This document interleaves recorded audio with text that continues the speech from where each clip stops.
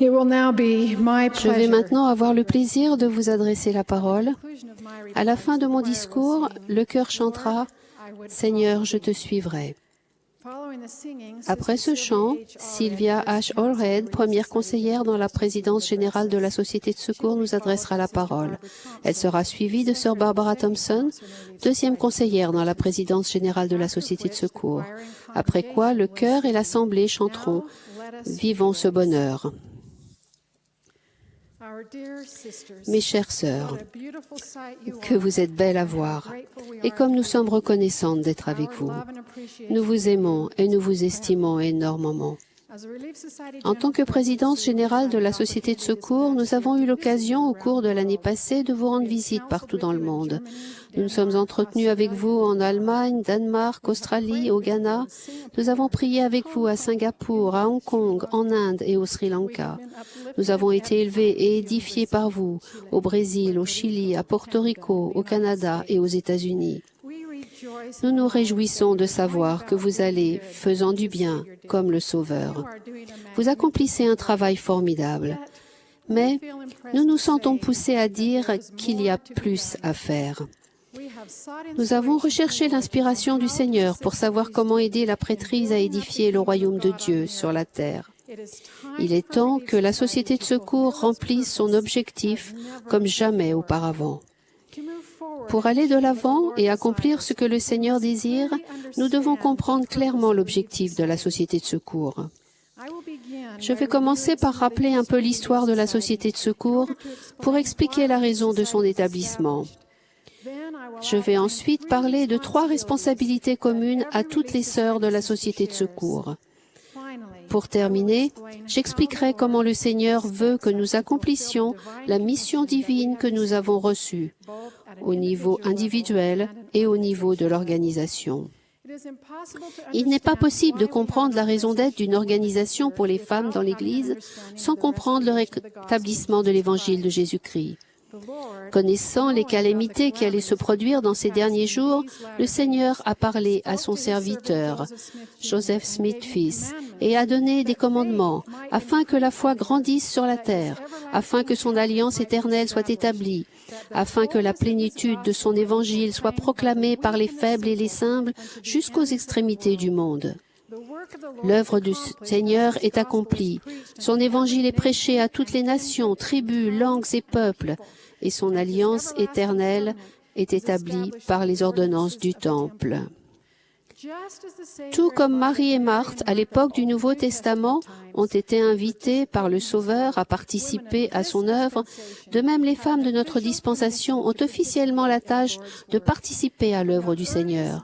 Depuis les tout débuts du rétablissement, des femmes ont participé activement à l'édification de l'Église, en soutenant les efforts missionnaires, en contribuant à la construction de temples et en fondant des villes où les saints pouvaient adorer ensemble. L'organisation de la Société de secours en 1842 a mobilisé la force collective des femmes et leurs tâches spécifiques pour édifier le royaume du Seigneur, tout comme l'organisation des collèges de la prêtrise a donné des responsabilités spécifiques aux hommes.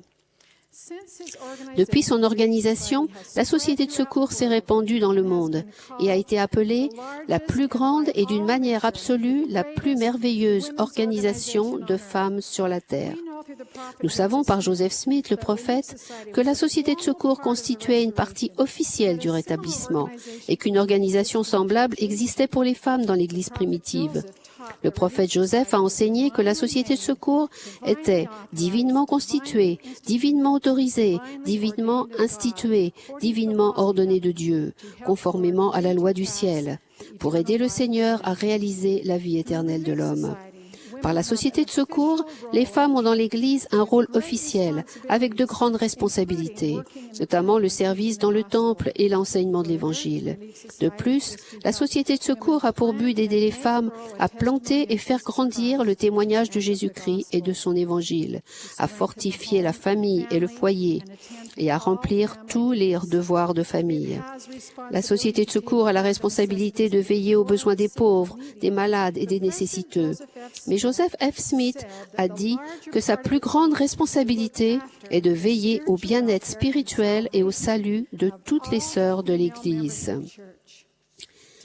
Pour résumer, l'objectif de la société de secours, telle qu'elle a été établie par le Seigneur, est d'organiser, d'instruire et d'inspirer les filles de Dieu pour les préparer aux bénédictions de la vie éternelle. Je vais le redire. L'objectif de la société de secours, telle qu'elle a été établie par le Seigneur, est d'organiser, d'instruire et d'inspirer les filles de Dieu pour les préparer aux bénédictions de la vie éternelle. Pour accomplir l'objectif de la société de secours, le Seigneur a commandé à chaque sœur de la société de secours et à l'organisation dans son ensemble de grandir en foi et en droiture personnelle. 2. De fortifier les familles. Et 3. De servir le Seigneur et ses enfants. Chacune de ces responsabilités soutient et renforce les deux autres. Quand nous grandissons en foi, notre famille est fortifiée. Quand nous servons le Seigneur et ses enfants, notre foi et notre capacité d'agir avec droiture grandissent aussi. Les trois responsabilités sont inséparablement liées. Commençons par la première responsabilité. Pour jouer notre rôle dans le plan du Seigneur, nous devons grandir en foi et en droiture personnelle. Être membre de l'Église requiert de la foi, que nous nourrissons tout au long de notre vie avec grande diligence, patience et longanimité. Dans le patrimoine que nous partageons, nous avons des exemples remarquables de foi de femmes des débuts de l'Église. Les pionnières des premiers temps ont été chassées de chez elles et persécutées à cause de leur foi.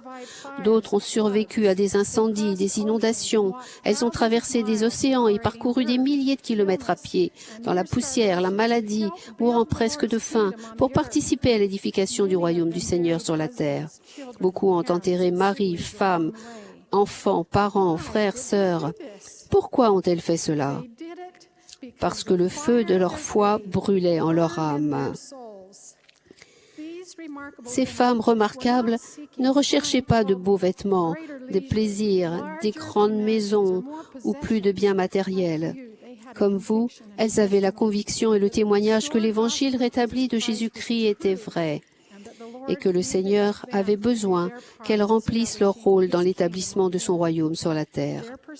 Leur quête de droiture personnelle était un effort quotidien pour ressembler davantage au Sauveur par le repentir, l'étude des Écritures, la prière, l'obéissance aux commandements et la recherche de tout ce qui est vertueux ou aimable, ce qui mérite l'approbation ou est digne de louange. Notre deuxième responsabilité est de fortifier les familles. Partout dans le monde, les familles sont attaquées et affaiblies par des pratiques corrompues et des enseignements faux. C'est pourquoi, que nous soyons mariés ou seuls, jeunes ou vieilles, nous avons le devoir de défendre et de pratiquer les vertus énoncées dans la Déclaration au monde sur la famille. La première présidence a recommandé, aussi louables et bonnes que soient d'autres demandes ou activités, elles ne doivent pas remplacer les devoirs confiés par Dieu dont seuls les parents et les familles peuvent s'acquitter convenablement. Les enfants qui naissent maintenant grandissent dans un monde de plus en plus pécheur. Nos foyers doivent être un refuge contre les rencontres quotidiennes qu'ils font avec le mal. La société de secours doit être organisée et mobilisée pour fortifier les familles. Je l'ai appris il y a des années quand je venais de me marier. Mes parents, qui habitaient près de chez moi, ont annoncé qu'ils allaient partir dans une autre partie du monde. Je m'étais toujours reposée sur l'exemple attentionné, sage et encourageant de ma mère. Et à présent, elle allait partir pour longtemps. C'était avant les courriels, les télécopieurs, les téléphones portables, les webcams et le courrier postal était notoirement lent. La veille de son départ, je pleurais. Je lui ai demandé « Qui va être ma mère ?»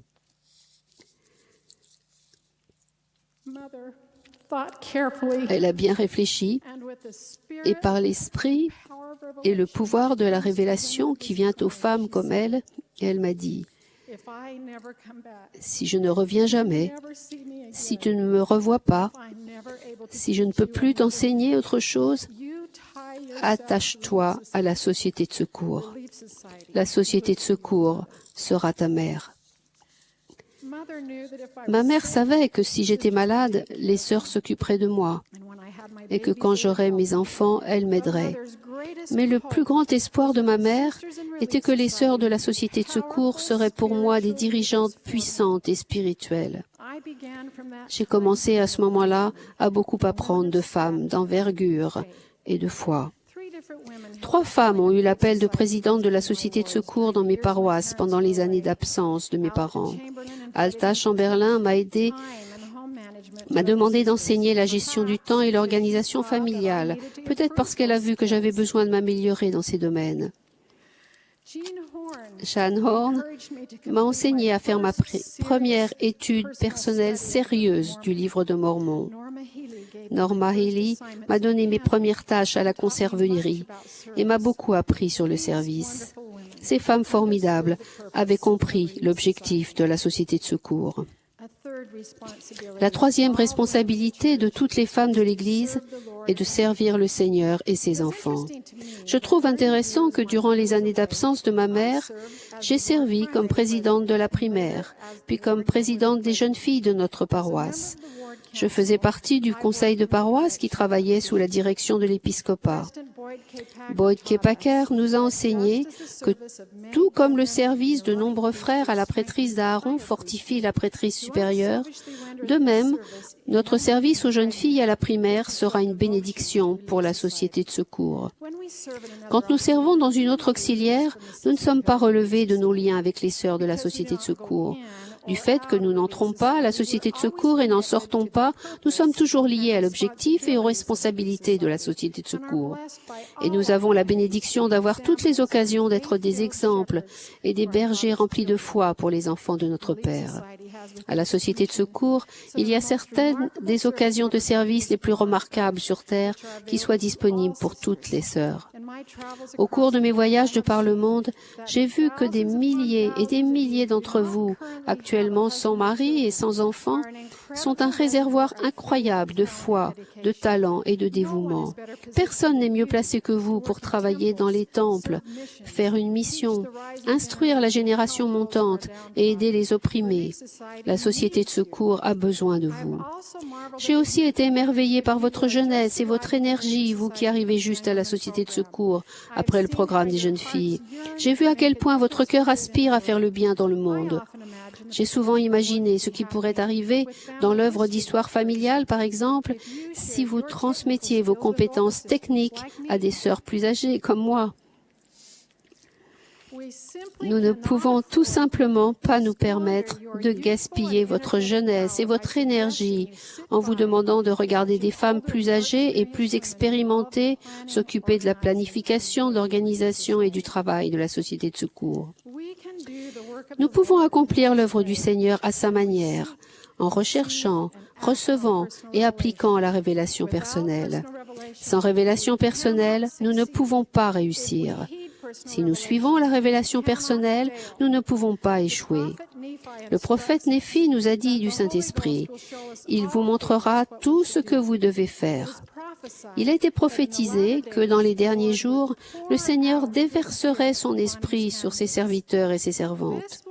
Cela se produira si nous prenons le temps d'être suffisamment calmes et silencieux pour entendre la voix de l'Esprit. Neil A. Maxwell nous a enseigné que recevoir la révélation pour notre appel et notre vie personnelle exige un grand effort mental de notre part. Il a ajouté, la révélation ne s'obtient pas en appuyant sur un bouton, mais en repoussant nos limites.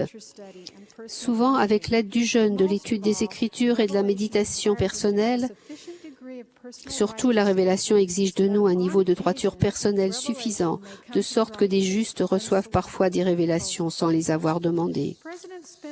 Spencer W. Kimball a dit il y a un certain nombre d'années, « Il y a une puissance dans cette organisation qui n'a pas encore été pleinement utilisée pour fortifier les foyers de Sion et pour édifier le royaume de Dieu, et qui ne le sera pas tant que les sœurs et la prêtrise n'auront pas la vision de la Société de secours. » La Société de secours a été établie par le Seigneur pour organiser, instruire et inspirer ses filles à se préparer aux bénédictions de la vie éternelle. Notre but est de soutenir les femmes de l'Église dans leurs responsabilités individuelles, en veillant à ce que toutes les réunions, leçons et activités que nous préparons les aident à accroître leur foi et leur droiture personnelle, à fortifier leur famille et à servir le Seigneur et ses enfants. Le seul moyen d'accomplir cela est de rechercher, recevoir et appliquer la révélation personnelle. La véritable force de cette organisation mondiale de sœurs repose en chaque femme. Il se peut que nous nous considérions comme faibles et simples, mais nous partageons toutes un patrimoine noble et nous pouvons acquérir une foi égale à celle des femmes remarquables et fidèles qui nous ont précédées. Nous avons un rôle vital à jouer dans l'édification du royaume de Dieu et la préparation à la venue du Seigneur. En fait, le Seigneur ne peut pas accomplir son œuvre sans l'aide de ses filles. C'est pour cela que le Seigneur attend de nous que nous accroissions notre offrande. Il attend de nous que nous accomplissions l'objectif de la société de secours comme jamais auparavant. Je suis reconnaissante de témoigner de la véracité de l'Évangile rétabli de Jésus-Christ et qu'il y a un prophète vivant qui dirige l'œuvre de Dieu. Au nom de Jésus-Christ. Amen.